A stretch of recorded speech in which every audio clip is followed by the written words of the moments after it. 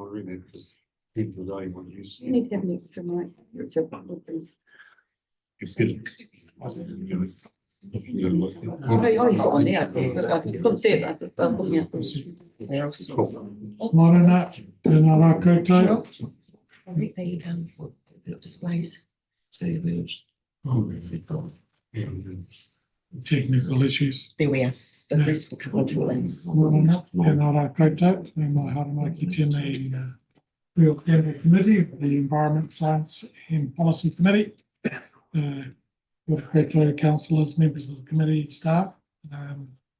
Got a couple of papers to work through here this morning, but first of all, we'll start with karakia. Whakarongo aki a ki te tangi a te manu nei, mā tui a, tui a I ronga, tui a I raro, tui a I roto, tui a I waho. Tui te here tangata, ka rongo te pō, ka rongo te ao. Tui a I muka takata I Hawaii ki nui, Hawaii ki roa, Hawaii ki pāmamau. Uhi wero paramai te toki haumi e hui e. We have apologies for lateness from Councillor Laws. We'll note that. And we have Strathtyre Irrigation Group joining us. They're not online yet, we do have the other Cosy group, Homes. they are here. Yes. Right, in person. Online. Online as well. We did have Strathtyre lined up first, but if they're not there. Okay. Well, we do have Cosy Homes Charitable Trust there apparently online, so let's go to them. Mr. Chairman, I'll sit out of this discussion as I'm a trustee on the Cosy Homes Trust. Oh, okay. Thank you. Can we see them or? Just asking to unmute now.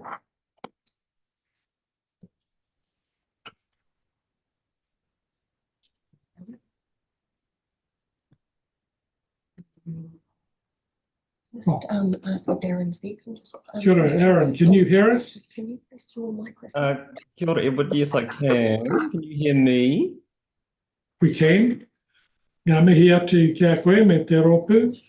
Kua tai mai nei. Welcome to this meeting of the Environment, Sciences and Policy Committee. So to the Cosy Homes Trust, good morning, welcome. And can we turn it over to you? Tēnā koe, Mātua, thank you for the opportunity to address your committee this morning from what I promise is the best lit corner of my kitchen. Tēnā koutou, councillors and representatives. I think I've crossed paths with most of you in some context or other over the years, but my name is Aaron Hawkins and I'm here today as the chair of the Cosy Homes Trust. For more than 10 years, we've worked with a broad network of organisations, health agencies, local councils, researchers, architects, community housing providers and advocates among them to improve the lives of residents through our advocacy for and delivery of warmer, drier and healthier housing.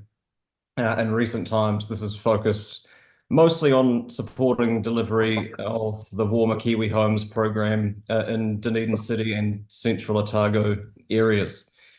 We may seem like an odd fit for a regional council forum, but many of the solutions to our challenges around healthy housing and your mission to improve air quality outcomes overlap. And this has been acknowledged in the past by the Otago Regional Council as a previous funder of our operations and indeed as Councillor Noon has noted through representation of the ORC on our board. I'm not going to dwell on your budgets too much today because that's an issue for another day, but I would like to make two quick points on that. It's great to see in the long-term plan resourcing to do the work reviewing the regional plan air, but we don't think we can afford to wait until decisions are made on that sometime after July 2027 to ramp up work on improving air quality for the good of our community's health. We know one of the two main causes of poor air quality across the region is stationary heating and the energy efficiency of residential buildings. There's nothing we can do in this area in the short to medium term that would be counter to any eventual action plan that might fall out of the air plan review or your climate action plan or efforts to meet the national environmental standards.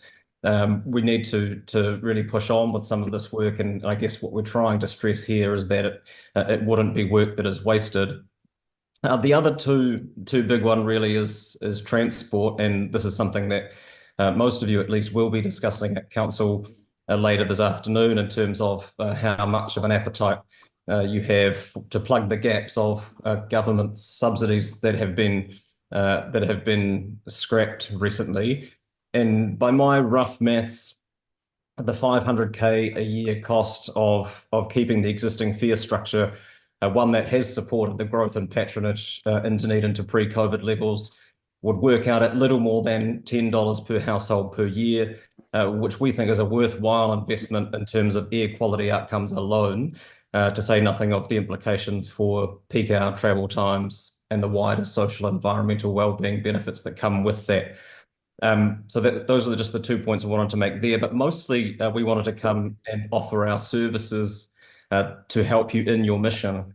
We work with an active and engaged community of interested parties, and we want to make ourselves available as a conduit to their experience and expertise. There's a lot of interest in the review of the air plan work, not a lot of shared understanding as to where that's at or what the opportunities might be to participate in that. And again, this is something that we are happy to offer ourselves up to help make those connections as that work develops. We're keen to be an active part in developing both its strategic high-level objectives and as we head down the track, a plan for helping to achieve them. So, I mean, that air quality I know is dominating the agenda of this committee this morning, and it's great to have that focus. And that's really the purpose of our being here. And it wasn't through anything other than the fact that I can't, that was not intentional, apologies. I've saved you the pain of having to look at me read those notes for you. So apologies, I wasn't aware that my camera was turned off and now it is not. And that's all the comments I wish to make, Mr. Chairman. Thank you for the opportunity. Thank you, Aaron, very much for your presentation and those points that you've made. And certainly the main point you were offering in terms of offering services connection in terms of the wider strategy and going to track efforts. So we'll just open it up for any questions, comments to you, Aaron. No. Thanks. Kia ora, Aaron. Look, could you outline for us some of the work that the Cosy Homes Trust has been able to achieve in recent years? Yeah, thank you, Councillor. As I mentioned, most of the work, a lot of the work has been through supporting EECA's Warmer Kiwi Homes program. So subsidies are available to residential homeowners to retrofit heating, clean heating and insulation. And we've worked as a conduit to top those grants up from 80% to 100% for qualifying households. That has been a significant part of it.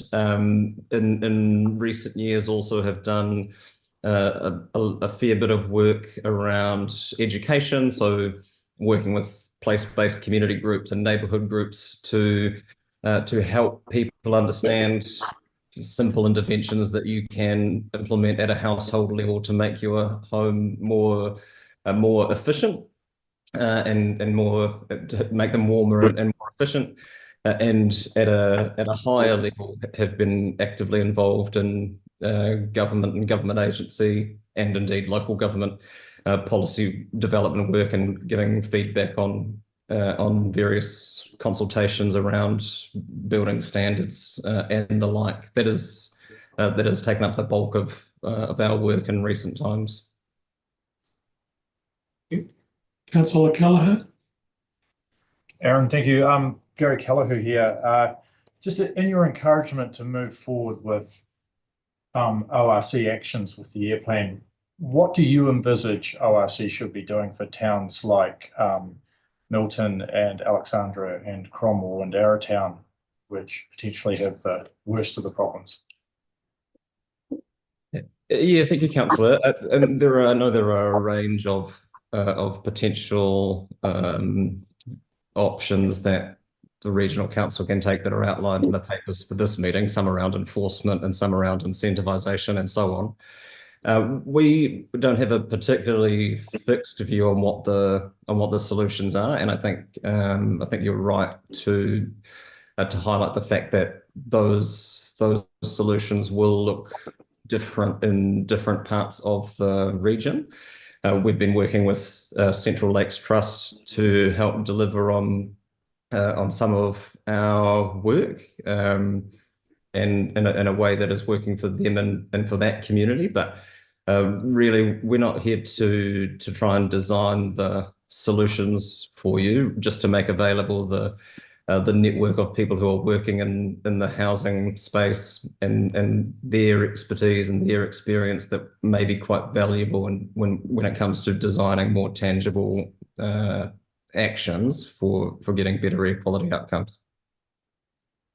Okay, thank you.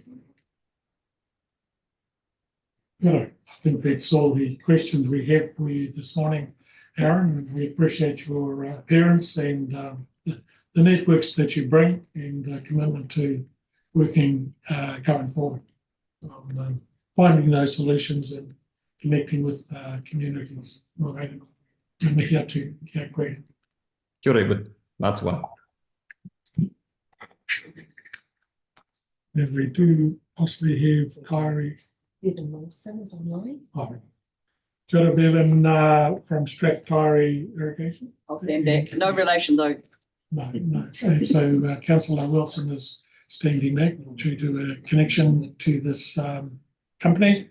So welcome, Bevan, to the Environment, Sciences and Policy Committee of the Regional Council. We look forward to having a chat with you on your presentation this morning. So I'll turn it over to you. Good morning, Mr. Chair, and good morning to councillors. Obviously, I am Bevan Wilson, a Middlemarch farmer and chair of the Strathkyrie Irrigation Company. Thank you for providing this opportunity to present to you. You will see by the information already provided that we are invested in freshwater management, and we have a project that we have for a number of years, decades, been trying to get over the line. Water storage. But as we face climate change and the predictions of increasing summer dry periods, with the likelihood of more winter rains, it is essential that we look for robust efficient water storage options. On-farm storage is an option, but it does have several limiting factors. The cost, both financial and regulatory, to build storage of significant volume to maintain irrigation in summer dry is extreme. Evaporation rates at farm level are high due to warmer temperatures at lower altitude, wind and size of water body leading to less efficient use of water. Our project looks to partially divert allocated water from the Bergen and Stony Creek streams into the Loganburn Reservoir, currently owned by the Manitata Irrigation Company, to be released as required to provide water for irrigation and maintain river health and vitality by not breaching minimum flow. The Bergen and Stony are the headwaters streams that feed the Sutton Creek, and which latterly flows into the Taieri River. Water storage via the Loganburn Reservoir makes so much sense. It is an existing storage system. The evaporation rates are much lower at altitude, and cost per volume of water stored are significantly less, making it a very efficient way to manage the storage of water. The fact that we can also utilise this water to generate power is also of considerable benefit. Our next point is outstanding water bodies and wetlands. To be able to carry out our project, we would need the ability to divert water from the streams. We currently have a resource consent for the water to the Logan Burn, but not for the infrastructure, excuse me, for this to occur. If these streams are labelled as outstanding water bodies, then there is no pathway for this to happen. It is our understanding that the streams also on the Rock and Pillar are proposed to be outstanding water bodies. The question being, if everything is labelled outstanding, does this diminish the uniqueness of the water bodies that are being protected? So it is widely known that and promoted that water storage is the necessity of freshwater management. We need to make efficient use of our available resources. So overall, we are stressing that there needs to be pathways to the plan that enable projects such as this to be possible. We would ask that a provision is made so that projects just such as the Strathtyre Irrigation Project has a pathway, allowing the delivery of so many environmental positives, such as efficient water storage, additional power generation, protection of our river ecosystem by ensuring minimum flows are not breached, as well as ensuring our farming businesses can continue and diversify to produce the food and fibre we need to feed the world and drive our country's export earnings. Thank you. Good day, Bevan. Thank you for that. Just a clarification, Bergen Stony Creek feed, are you talking about diversion into Southern Creek? So they currently, no, they will be getting diverted into the Logan Burn Reservoir. And the Southern Creek would normally come down the eastern side of Rock and Pillars. Yes, that's right. It's only supplementary flows that will be getting diverted, obviously. Yes. Okay, we will open it up for questions or comments. Thanks, Peter. Councillor Bedford. Yeah, but Bevan, thank you for your presentation.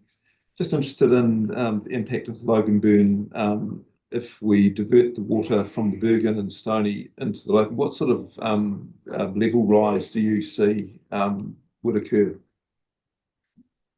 So there is plans for a 800 mil rise in that. We also, that is up for consultation with the Manitoba Irrigation Company. We would like to envisage that we don't have to rise it, raise the level of the dam, more that we would provide reliability of filling the dam, because that would be increasing the catchment size by a third of what it currently is. But it is envisaged that we may have to raise it by 800. So do you also have some sort of arrangement with Manitoba Irrigation Company in regards to allocation of water? No, we not formally. No, we don't. But we are in consultation with them. Have always been and are continuing to be so. Thank you. Councillor Moon. How you on, Bevan? Good, thanks. Yeah, look, I just had a question about the outstanding water bodies.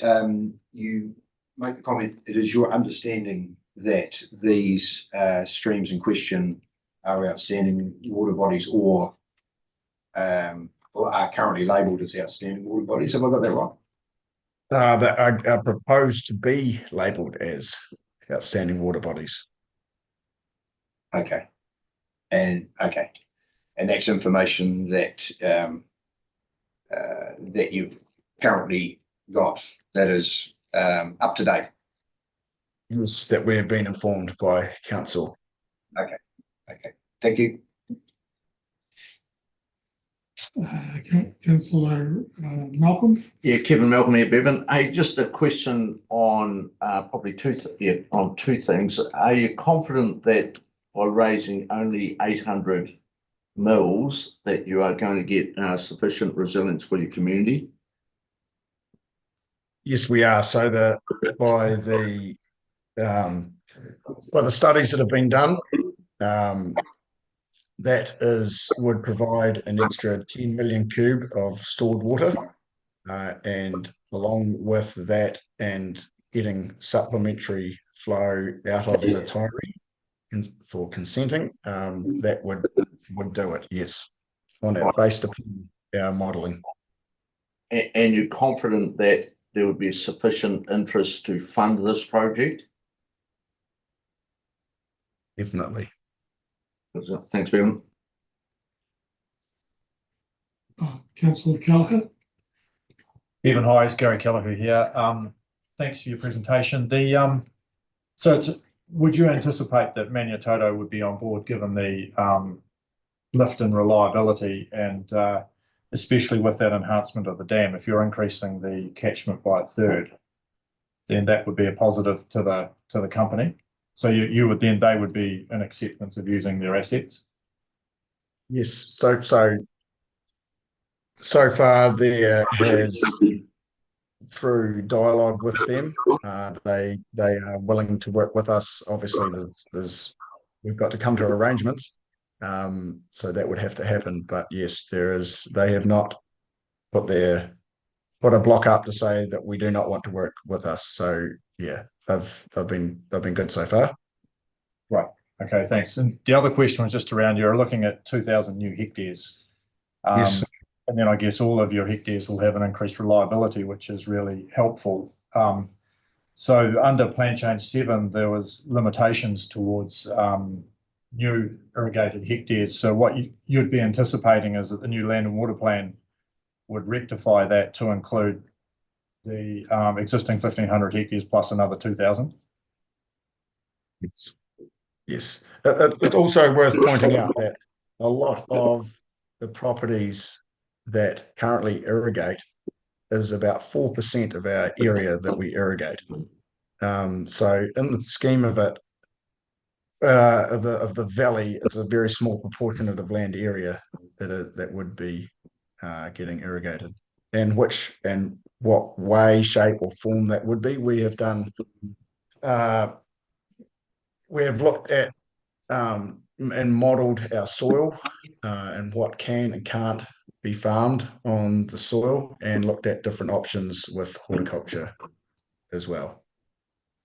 Right. And also too, would you just be using existing distribution, or would you be needing new distribution as well? That would have to depend on where the uptake was, but that new distribution would have to be part of that. Okay, great. Thank you. Karen Coates here. So if this went ahead, would that change options of land management in the area that would be getting potentially the irrigation? Yes, definitely would. And do you have an indication of what that might be? No, but as I earlier alluded to, of our project with our soils, there were limitations on what we can do. So there would be limited. Obviously, there would be limited practices that would be able to be undertaken. But like I say, that horticulture, general, the intensive stocking of cattle was a red flag with our soils. Thank you. Bevan, is this a new proposal, or is it a revamp of previous proposals around raising Logan Burn? This is a continuation of a proposal that has been going for more than 30 years. And we have continually run into stumbling blocks, and more so in the last 3 years, we basically went into dormancy because under conditions in the plan, that basically we couldn't do it. Good, Bevan. Sorry, I didn't introduce myself at the outset. It's Edward Allison. I think that might be all the questions we have. So thank you very much for your presentation. Oh, sorry. Look, I just want to correct something. I haven't got a declaration of interest in the Strathclyde Irrigation Company. I am not a member. I have attended meetings, and I was certainly involved in the early days in this project when it was still run under a trust. Because you stated I was a member, I just wanted to make sure of that clarity. Thanks for that clarification, Councillor Wilson. And Megan, thank you once again and for answering, clarifying, talking to us around those questions that we put to you. So thank you very much. Thank you. Enjoy the rest of your day. Thank you. Right. Now we can confirm the agenda that's before us. I'll move that we confirm the agenda, seconded by Elliot. Councillor Ware.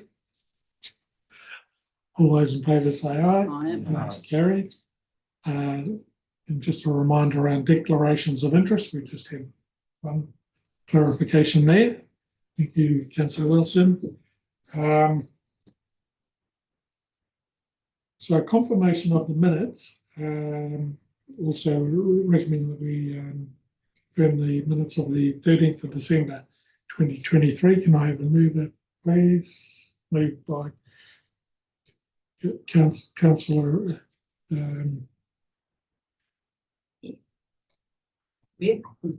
Councillor Weir and no. Sorry, I'm in the way as well. Yeah. So are there any questions or corrections to the minutes before we put that motion? Seems not. We'll put the motion. All those in favour, please say aye. Aye. Thanks, carried. Now, matters for consideration. We do have the papers that have been circulated on air quality. We've got two studies that were undertaken on air quality, the air quality program.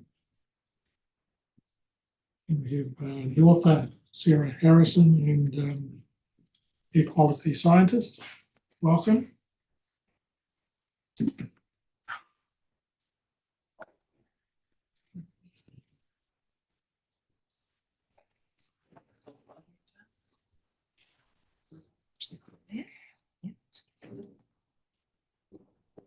Sure. So welcome and thank you for the papers. I think it's probably appropriate to invite you to talk to those two papers. First two, thank you, on the Arrowtown and Alexandra equality studies. Thank you. Kia koutou katoa. So this is a paper on the equality activities update that a couple of the investigations we did last year outside of our normal SOE work. And I'd like to thank the environmental monitoring team for their work on all of these projects. So the first item in this paper is black carbon monitoring in Arrowtown. And this is our first time monitoring black carbon. And so it was quite an interesting study. Black carbon are small particles that are made of carbon and are black. They are a component of particulate matter, but they're so tiny that they can't be picked up by our regular PM10, PM2.5 instruments. So that's why you need a special instrument.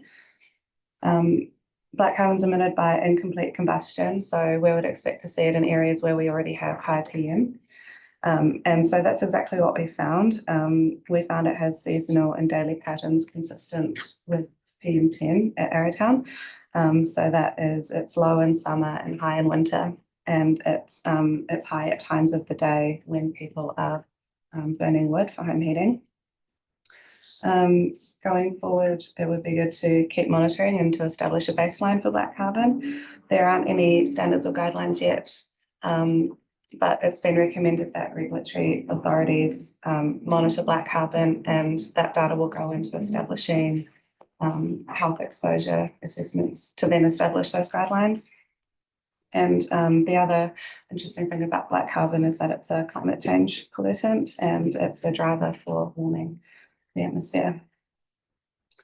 The next study was the Alexandra spatial study, and Alexandra is our most polluted airshed in Otago and probably the country.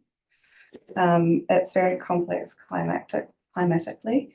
There's a lot of converging winds that sort of push the concentrations around, and it leads to quite dramatic spatial variation of pollutants. So this was a study that NEWA did and we contributed to. They put out, or we helped them put out 42 low-cost sensors and like a grid network across the airshed. And so the study found that the area of highest concentrations is to the northern end of the airshed. And this area of high concentrations kind of tends to move around depending on what the wind's doing and depending on the different days. So this has implications for our SOE monitoring site, which is about 1 kilometre to the south of that area of high concentrations. But this study has helped our understanding and given us some ideas on how to proceed. We should be monitoring the area of highest concentrations, but site availability is quite low in Alexandra, and we lost our previous site about 7 years ago. So it's like a good way forward would be to establish a really good relationship between those two sites. And to do that, the best thing to do is to monitor for 12 months. So yeah, that's all about that paper. So if there's any questions.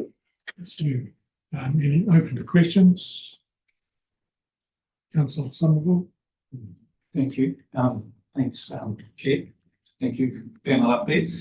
Yeah, I'm just thinking about possible lessons from the Alexandra study, where you've raised the issue that for permanent monitoring, it might be better in a different place. Is that going to be something of value and importance in other towns in Otago as well, to consider where that monitoring site and what might we do about that? Over the years, we've done lots of spatial studies to just confirm all our other sites, and they're all in pretty good places, but it's something to continue with into the future as well. So every few years we might choose a town and just double check it. Okay, thank you. Councillor Ware. Yeah, so I guess Alexandra is geographically unlucky when it comes to air quality. I'm sure it's very lucky geographically and other things. I'm just wondering what the range of that airshed might be slightly out of the scope of that second study, but what the range of that airshed is, or how far away would pollution still have a direct impact on that on that airshed, sorry. How far away from Alexandra? Oh, like outside of the town. Yeah. Oh, I'm not sure, but from the study, it looked like concentrations were very low on the edges of town at least, so they're probably around background level. So I wouldn't say it sort of shifts outside that much. Cool, thanks. Councillor Main. Thanks, Mr. Chair. Sarah, just with regards to the black carbon and attempting to reduce the incidence of black carbon, is the reduction in fossil fuels burning, is that really the only solution, or are there other solutions to reduce black carbon? I think reducing black carbon would be the same as it would. If you reduce PM, it would reduce black carbon as well. So yeah, it's mostly that here in Otago it would be wood burning, but it also comes from vehicles and traffic as well. Can I just follow that up with a question? So the incidents seem to be early in the morning and late in the evening, where that was where the levels were higher. So does that directly relate to home heating situations? Yeah, we think so. Okay, thank you. Councillor Kelleher. Thank you. Sorry. Thank you. I was really interested in this report and read it, and then thought, oh, that's interesting. And then I thought, there's a missing parameter to this that doesn't make sense to not be there, because you have the town and you've got the location, and then I can immediately, I think, know why that is at that site. But yet that parameter is not detailed anywhere in the report. And I thought, well, I wonder why that is. Because if we're going to continue monitoring, and that parameter is topography, because that site there is the point where bottom terrace meets top terrace, and there's about a 10-metre difference in height or elevation, basically along that line. So to me, reading the report, I was just like immediately, well, that'll be that has to be why that would be. I suppose my concern then is around the residents who are in that area. And if work is going to continue, is how much more detail are we going to go into with the follow-on work that we're going to do? In terms of the topography causing those differences in concentrations, that happens everywhere. So that's a challenge all over the country. I think in terms of going forward for us, we need to figure out A, if we're going to move the site, and B, if we're not, how are we going to like reconcile the two sites? And so we're going to go forward with that because long-term trends are kind of like one of the arguments for not moving the site is establishing these long-term trends, and long-term trends are what you want if you want to know whether your policies are working and improving equality. That's fine. So, okay, no, thank you for that. When it comes to though, like if we're narrowing it down to this, then obviously we need a new site. We need, are we working with CODC for sites within road verges, or because all of those streets have quite wide road verges with CODC land that would surely be available for a site? Yeah, we've been having issues trying to get other sites installed, although those issues are in Queenstown Lakes area. And so it is quite difficult to find good locations because there are other requirements such as distance from trees, distance from buildings, things that can interfere with the monitoring. But yeah, the most important one is longevity, like how long we can have the site. So yeah, it's something that we will look into, but it's also a decision on the monitoring for the NES exceedances versus monitoring for long-term trends. Okay, thank you.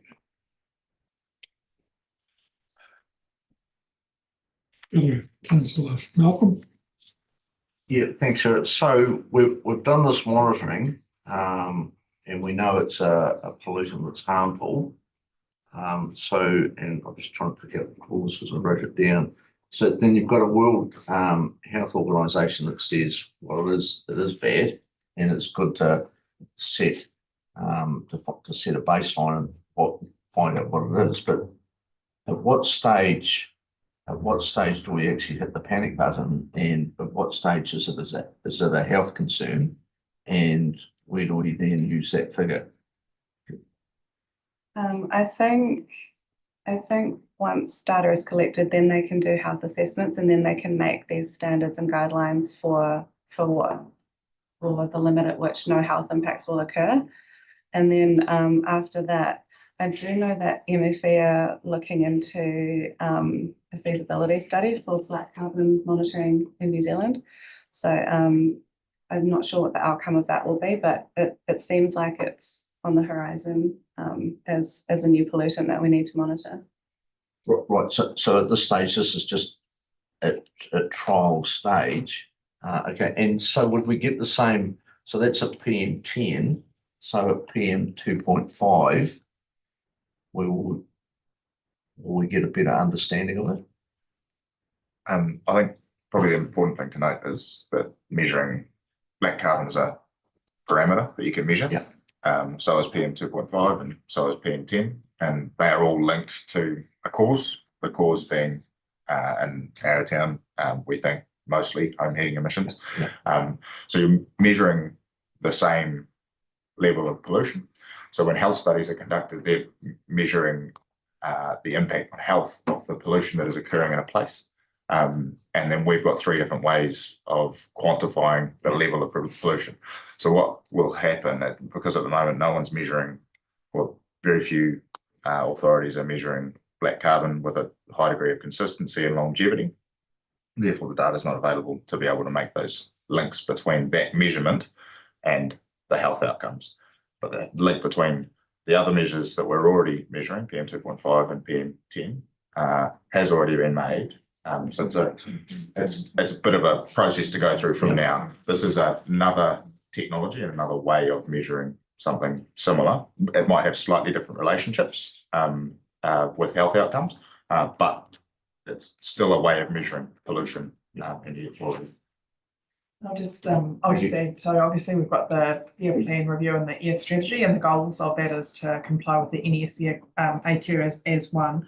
And so to do that, we need to reduce our PM10/PM 2.5 emissions. If we reduce those, we should also reduce black carbon. So getting that overall good air quality outcome should benefit all of these three parameters.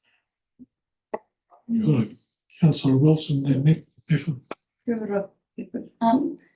Just checking, sorry, and I can't recall, have we had health stats on Arrowtown?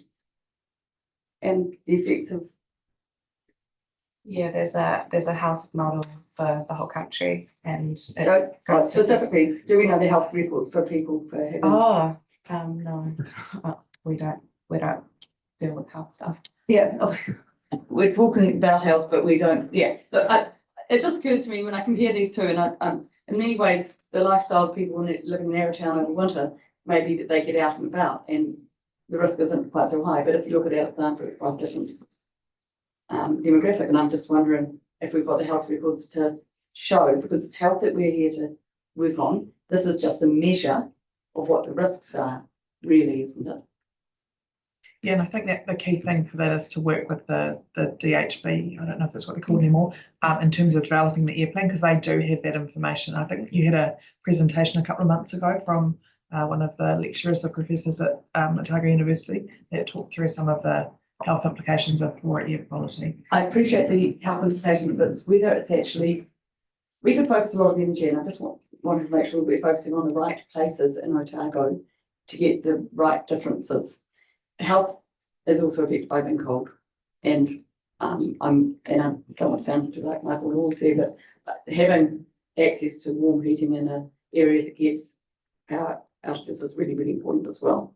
So how we react to these things, but it's actually knowing the reality of the health effect, and it's really hard because we can't measure that. And I know people won't give up their health records. I get that.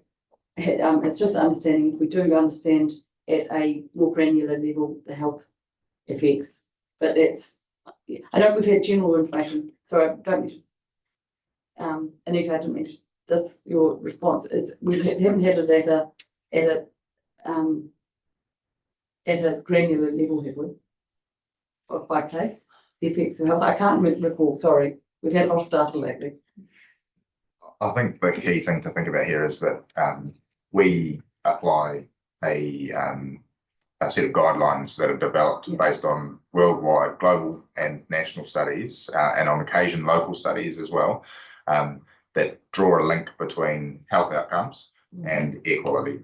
And so we can, with a degree of confidence, say that where we have air quality exceedances, but beyond those guidelines, there is a greater risk of poor health outcomes for our communities. There is limited additional benefit and high additional costs and other issues associated with getting into the detail of specific health outcomes for specific homes and communities. So that's how the system operates and how we typically try to apply these things. Good, Councillor Newfield. I've lived in Otago now for probably over 50 years, and Alexandra has always had an air quality issue. I appreciate and value the science. It's important, but you've got on this paper here some actions as well. So what are the actions that can be taken by the ORC to reduce the air pollution issues this year?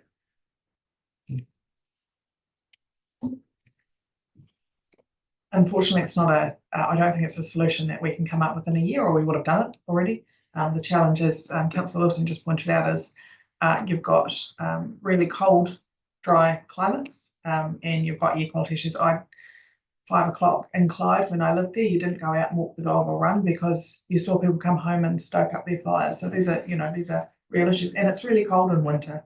Councillor Keller, left because it was too cold in winter. So it's really a matter of balancing the environmental health, social considerations to get a solution, and it isn't something that we can just do.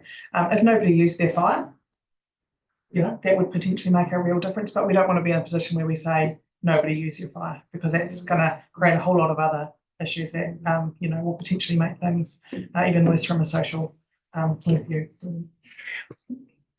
The thing that surprises me is that, I mean, it's been an issue for so many years, and we've got to this point where we're sort of haven't got a solution. We've got the size that says we've got a problem. What's happened in the last 5, 10 years, 15 years? Has there been any focus on this at all historically? So our air plan's really old, like our other suite of regional plans, and many of our other regional council counterparts have gone through 2 or 3 generations of air plan reviews. ECAN is starting to see some improvements in air quality in some parts of their region. Timaru, I think, is one example, but it's a really complex issue. So we do know the solutions, but it's finding the balance. It's also finding the right level of investment, because sometimes people just can't afford to replace their fire.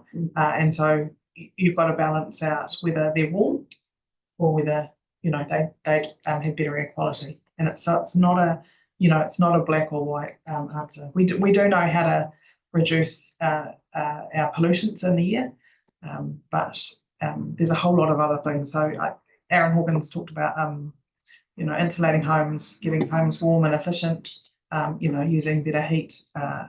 There's people that still use coal. We've got people that access firewood for free at really low cost, so it's cheaper than electricity.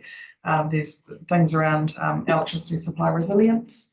So it's a really complex, you know, wicked policy problem that we're trying to solve.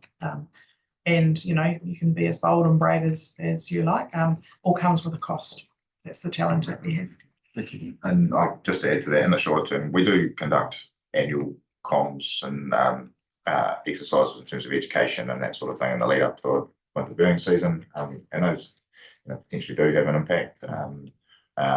So there's a range of things that go on all of the time, but the big lever, as Anita was suggesting, is the air plan and future settings for the regulatory framework. So thanks. Councillor Forbes. Kia ora. Thank you for the report. That's excellent. I was actually going to ask the same question that Tim's asked, but there's a couple of others as well. So we've got 13,155 hospitalisations in New Zealand and 3,317 premature deaths. That was in 2016. Since then from Stats New Zealand. I also wonder, and I don't think we've got any actions yet, as you just explained, no actions yet, but this data we're picking up is going to feed into the air plan. And there's new monitoring sites coming in too, isn't there? Will that also feed in? I hear there's a new one going in at Frankton, which has seriously decreasing air quality. We're working on those new sites. We've run into a few issues, but we've got some workarounds by putting the instruments on trailers and parking them up on road reserve, things like that. So we're very, very keen to get the Frankton one in this winter, and we got the Wanaka one in last year, which is really good. Thanks. And one more, please, Mr. Chair. The other one I was thinking about is NO2, which is emissions from vehicles, which would be seriously decreasing in some areas. How are we monitoring that? It's been included in the LTP proposal or draft to monitor at a couple of different sites. Dunedin and Queenstown have the highest traffic counts in Otago, so those would probably be the first places we look to install NO2. Okay, so we haven't got any monitoring at the moment. No, not yet, but we did a temporary study a couple of years ago in Dunedin just to sort of check where we were at with that. I remember that. Thank you. So just, if I could just go firstly on that NO2, I wonder why we'd actually even have to monitor it if we know the car count going past a certain spot, which I think it's about 15,000 going past the new milk bar on the main street of Oamaru a day. So we know that there's 15,000 cars going past, and they emit on an average of so we know it's a pollution. So I wonder if by spending any more money on that is actually worthwhile when I think that we're looking at the home heating part seems to be the great, we know that cause, but we just seem to know that the home heating cause is quite dramatic in those places. Is it true that in Arrowtown, and we've heard from Cozy Homes, the reason that they don't have such a big uptake in Arrowtown is because the deprivation settings by government are such that the people of Arrowtown seem to have enough money to fix their own problem. And that's probably a causation of a lot of the lack of uptake from Cozy Homes because of the deprivation settings that government has set. I'm not sure about that element, or how to answer that part of the question. Sorry, but I think if I go back to the start of it, which I think you were talking about, why would we monitor NR2 if we know more cars are going past? The monitoring gives you the link between your emissions, so how much is being emitted from whatever you're measuring, or from whatever the pollution source is, and the environment around. So if you've got an environment with wind or a more windy environment, you see less observed pollution because it's dispersed more quickly, and so therefore less effect on health. I think the study that we're going to talk to shortly has a good example of that. When we're talking about the cruise ships a little bit, you've got a high point source emission, but you've got an environment that is able to disperse that pollution quite readily. I think there's also a more simple response is that as a council, you've committed to evidence-based policy. And so we need that data to enable that to happen. Councillor Kelleher. Thank you, and thank you for the opportunity to ask just a subsequent question. Some of the questions were even more questions. Is because like the opening statement here presenting the paper was Alexandra's possibly the most polluted airship in Otago and possibly the country. But then the next paper is showing that the quantum of measure that we have is actually only 3 exceedances for the entire winter. So then when we look at, there was questions around, well, we've been talking about this for years, why is it so bad it's not getting better? But would it be fair to say it is actually getting better? I mean, we have far more efficient wood burners being used.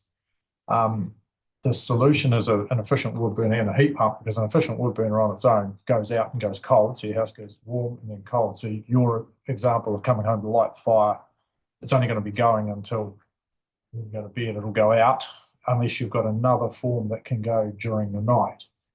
And so that's why it's doubly expensive to have those means. And so in my mind, I actually think it's improving, but am I wrong with that? I said it's the most polluted because when we had our old site, which was closer to the area of high concentrations, that monitored the most exceedances in the country for that period of time. When we moved our site, it was only 700 metres difference, but it really came out of that area of high concentrations to the edge of town. And when I was saying that the siting is quite difficult to find, that was the best site we could find at that time. And so, yeah, the current site is reading much less than what the previous site would be measuring if it was still there. So the whole airshed is potentially being wronged for 1 or 2 hot spots. Other way around, I think. Yeah. So it's the other way around. So we're getting better air quality readings than we think are actually happening because the site's in a place where it's measuring lower than the previous site. Right. And in terms of trends, Sarah doesn't like the question, so I'm going to answer it. So what we can safely say is things are getting better, but they've got a long, long way to go.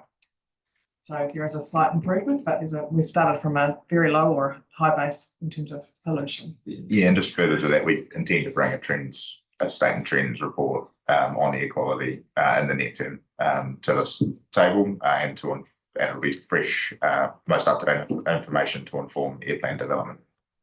I guess the trends have to be couched with the issues around the monitoring sites and the quality. There's a lot more work and analysis required, but we'll do that shortly. It's really important to understand, like Sarah's been working on the Franklin site for a couple of years. It's really challenging to find a site. So for all of the requirements she needs in terms of the setting and also getting a landowner to agree to have a site, like it's not a matter of identifying a site and then you can install the equipment. It's a process that takes years to get them in. So it's really challenging for us to be able to do that. Hence, I guess I hadn't heard of the trailers, but you know, it's a little bit more mobile, but it is a really challenging issue for us in terms of getting that best picture. Smack in the middle of the Franklin roundabout. Hello, Councillor Somerville. Thank you. It's been interesting listening to the discussion, and a lot of the discussion, I mean, clearly we know there are problems with air quality and those have health effects. A lot of the discussion is sort of asking what can we do about it, and it seems to me that leads to the question, can we accelerate the air plan? I think I know the answer, but I'll ask it anyway. Yeah, the air plan can't really accelerate. In particular, we've lost the staff member that was working on it. So if anything, it's slowed down slightly, but we are hopeful to bring new staff on soon. We're just in the process of recruiting now. Oh, sorry, Chair. Morena, first of all, I just want to say I think this is a good piece of work. I think you're taking the right approach, the evidence base. So I just wanted to understand, for how long will you consider you need a definitive trend set in terms of, you know, how long, you know, stats would tell me we normally need at least 3 sets before we can feel like we've got sufficient pattern to be reliable. So what kind of time period is that? I have to say also, I think it's really important that we do all understand that site issue that you're talking about so that we have confidence about that the challenges of that and what you're trying to grab, because it's got so many things. And after that, I'd also like to say, I suspect that regardless of when you're ready to do policy, that will create a whole bunch of other dimensions in terms of risk mitigation. The response would then start to deal with some of the issues like Arrowtown, Wanaka, Queenstown. For them to operate as towns, they all have to have some people on very low incomes to make the towns work. So we know that actually part of this could be that we're talking about households where the cheapest way to heat is to grab the free firewood or something else like go out and get it for yourself and bring it back. So I think there'll be complexity once we get to that stage. But I think the first stage is just understanding when are we at a point of robustness of trend set. For air quality, you need at least 7 years of data. So we have that now in our new site, but having said that, the more data, the better, really. I found this in that trend analysis that Tom mentioned that's coming up. I've looked at Alexandra already, and it's still really difficult to get a good trend. It's just, yeah, it's, for some reason it's been problematic, but hopefully we'll come to some conclusions. Okay, so we'll be working with what on the whole is variable, but there'll be some variability that may be hard to determine what are the factors. And we'll produce it with a level of significance, statistical significance, so we'll be able to see. Thank you. Thank you. Oh, very good. That's generated quite a lot of discussion, so thank you. I'll move that we note the 2 studies undertaken as part of the equality program. Can we have a seconder? Councillor Wilson, if the motion, all those in favour, please say aye. Can I just speak to it briefly? We're in the throes of working through a land and water plan, and I'm just wondering for another discussion on another day that we look at ensuring that establishing a monitor, an air monitor as a permitted activity on local roads. So TAs, I'm not sure whether that's one of the hurdles that we've got to get over, because there's a whole lot of other parameters about finding a suitable site. But if that would be helpful, I'm happy to raise it another day. So I know lots of our TA counterparts have permitted activity. We're in discussion, so we'll have to I'm sorry. Thank you. We can go on now to Otago air quality. That was moved and seconded. Is it being put? Sorry. Well, I put that motion if I didn't. Aye. Okay, sorry, Councillor Noon. Sorry, I mucked you up. Yeah, sorry, I need to go back to standing orders. But yeah, so it's been moved, seconded, then voted for, against, carried. Thanks. Very good, thank you. And we can move to the Potatago Equality Screening Study. Okay. Thank you, Sarah. Okay. So this study came about, we had some conversations with the port regarding complaints about cruise ships in particular, although this was a few years ago pre-COVID. However, since then, cruise ships have started back up again. In New Zealand, there's been a bit of concern about them as the numbers are increasing every year. And there's been some concern at other ports in other cities with a pollutant called sulfur dioxide, SO2.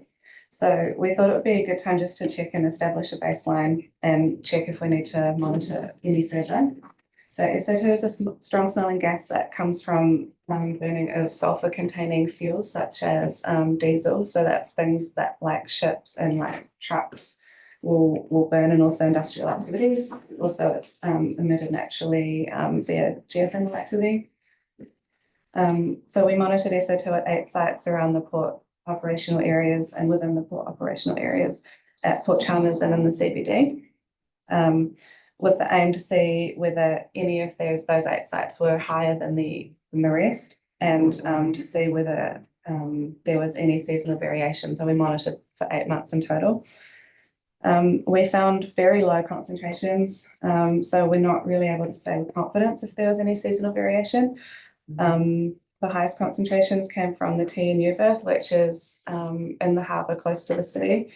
And we had a control site at Central Dunedin, and this recorded the most consistent SO2 concentrations, and those were consistent with previous monitoring that we've done a couple of years ago.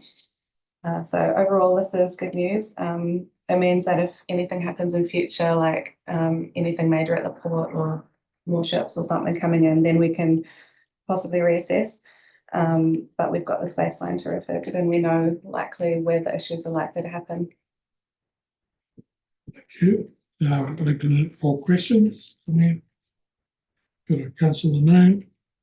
Thanks, Mr. Chair. Look, the locals will really appreciate having this data, and I'm sure working with the port and sorting a way to that the report's communicated to be able to be absorbed by the locals. But I just had a query just about, you mentioned in the report about the Tauranga port scenario. Did you want to just expand on the reduction in SO2s over the monitoring period? And because clearly there's some factual evidence around there is a drop in SO2. So did you want to just expand on that? Yeah, they did some SO2. Well, they've got a huge SO2 monitoring program up at Tauranga. They've got multiple issues there. Some of it's from industrial, some of it's from other port activities, I assume. But they found that there was a huge drop after the Marpole NX6 was taken up in New Zealand. And so that seemed to deal with quite a lot of their SO2 issues there. Thank you. Councillor Ware.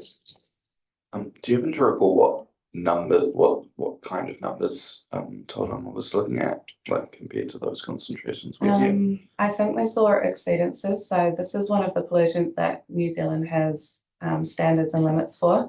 So they may have had exceedances for some of the sites there. I'm not too sure, but you can look it up. They have their reports online. Councillor Nippon. Just out of interest, it's not covered in your report, but the Ravensbourne jetty and the fertiliser works must be an emitter of this dioxide. Have you any idea what is being emitted in that area? Yeah, they report to us for consent compliance. So we receive their data that way. I don't think I haven't looked at it for quite a while, but and I assume I would be told if they had any exceedances of the limits, but they used to have 2 ambient monitors outside of their site, so that would be picking up stuff from their site. So I think they must be compliant with their consent limits. So how does that consent limit compare with what's been measured around the other areas? We'd have to come back to you on that. We don't have the consent data, but Just we to can. find out. Yep. Yep.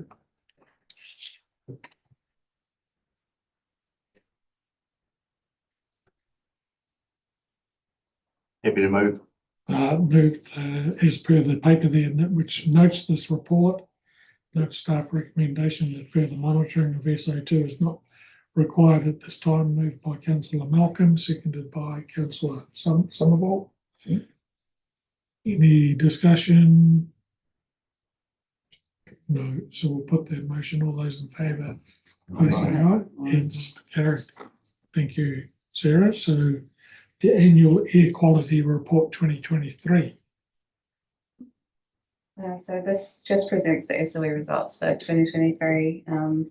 We exceeded the NES limit for PM10 17 times across the different sites, and this is due to wood burning for home heating. There are 10 exceedances in Arrowtown, 4 in Mosgiel, 3 in Alexandra. For PM2.5, we're monitoring that at 6 sites, but the data hasn't yet been compared to any limits or the proposed NES limit that's should be coming out at some point. We still need to correct the data, and that's just a necessary part of monitoring for the new types of instruments that we've installed. But the good news is we're getting close to being able to apply those correction factors, and hopefully the data will be out on LAWA later this year. Thank you. Any questions, comments? Councillor Kelleher. So, as I kind of asked last time, why were the results so good this year? Any number of exceedances is not like a good result, but it is better than previous years. So yeah, we still have 3 airsheds that exceed limits. Yeah. Okay, so our target is absolute perfection, and anything less is. We're allowed to have 1 exceedance per airshed, so yeah, our target would be less than one or less than 1. I think in terms of number of exceedances, it was a good season relative to other seasons. But we'll come back to you, like I said before, with a state and trends report that actually analyses how that trend is occurring over time, and we'll look at things like, because we have that long-term data set, we'll be able to look at things like climatic factors and other bits and pieces, and give you an indication of what that long-term trend is actually doing, rather than holding up a particular season. Could just be that the wind was blowing a different direction more often than not. It could be a range of factors, but it doesn't mean to say it's a predictor of next season. That trends report will tell you that. Okay, thank you. Councillor Malcolm. Well, yeah, so just further to that, on page 103, we list those exceedances and the dates. So do we do an analysis as we go of wind speed and temperature, for instance? Yeah, those sorts of things we do with the trends analysis as well. Cool, thank you. That gives a picture. Thank you. Just happy to move when we're ready. Oh, yeah. So I did have a question. Yes. Okay. I guess this is sort of going back to some of that discussion we had about the Alexandra study, about where the monitoring sites are. And I'm thinking for where there's a large area, for example, in Mosgiel, in Dunedin, can we sort of be confident that that catches all we need? Anecdotally, for example, we hear North East Valley terribly smoky at times, and I wonder if we have that, catch that information. As part of our thinking and how we progress with the other airsheds that we don't monitor, we've come up with a plan to do spatial studies in them, and then the next step would be to use one of our mobile sort of better quality sensors to then see whether there's any risk of exceedances. So we kind of want to proceed in like an iterative kind of way with all the other airsheds, because there's just so many, we can't cover them all at once. So we're using 2021 data to start with some of the most at-risk airsheds like Hawea, Oamaru and Ranfurly, but we're still doing those little studies to just keep adding to that information. And could that potentially then lead us to say, oh, we need to have a permanent monitoring site in these other places? Yeah, that's the intention. Thanks. Well, thank you for the report, Sarah. I think I'll take the motion from Councillor Ware to note your report, seconded by Councillor Forbes. Any discussion? No, yes. Got time. Just that it's really good we are collecting this data regularly. Some excellent work from the science team and this report and those we're proceeding as well. Obviously showing still too many exceedances, too many people suffering health impacts from that pollution, not to mention the environmental impacts and the impacts for the general livability of these communities. So it's important, I think, for us councillors to keep this report and the two preceding it at the forefront of our minds going forward for the air plan pace. But for today, very happy to move this and finish this off. So I should have gone before you. You have the last word, but I just wanted to bring to everyone's attention the problems in Arrowtown as we go forward into the air plan. It is standout. It's mostly double everybody else's exceedances, and there's all sorts of trouble going on there. So let's just keep that in mind as we go toward the air plan and think about what we might do. Thanks. Thank you, mover and seconder. So, Gary. Oh, sorry. Thank you. We do need to move the air plan on, and it's important that we do. We are always going to have the same issues that we've had constantly through this. I think our towns are doing their best in certainly difficult times now, but there will be ways we can improve. It is regularly raised with me, like people bring concerns about health in towns like Arrowtown and Alexandra and Cromwell, and how the smoke that they see and live within affects them. And so, but I mean, there is also the topography, the situation they sit with, and the fact that electricity is not the solution, not the be-all and end-all solution. I don't think we will ever have a fail-safe electricity solution for these towns. And people have to be warm in their homes. And in my mind, we will get to a solution. I'll be very concerned if the air plan is all about removing wood burning.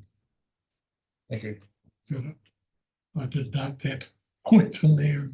It would be quite a hurdle, I would have thought, but yes, so good point. We'll put the motion. All those in favour, please say aye. Aye. Name's carried. Thank you, Sarah, Anita and Tom. Thank you. That brings us to the end of this particular meeting, so I'll close as we opened. Ki tau, ki tātou katoa, te ata whai o tō tātou ariki a hi kreiti me te aroha o te atua. Te whipinga tahitanga ki te wānau tapu ake. Amen. Amen. Good meeting.